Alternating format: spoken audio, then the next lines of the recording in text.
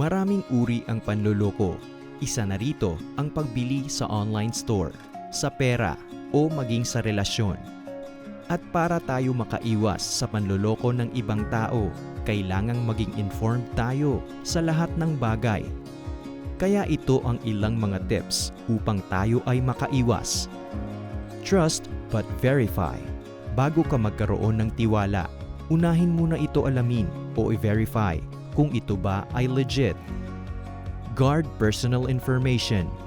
Maging maingat sa pag-share ng iyong personal information kahit nakilala mo pa ito. Listen to your instincts.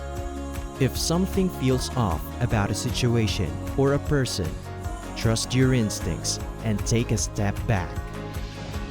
Educate yourself. Maging maalam sa lahat, matuto o mag-aral upang hindi malinlang ng ibang tao. Stay connected.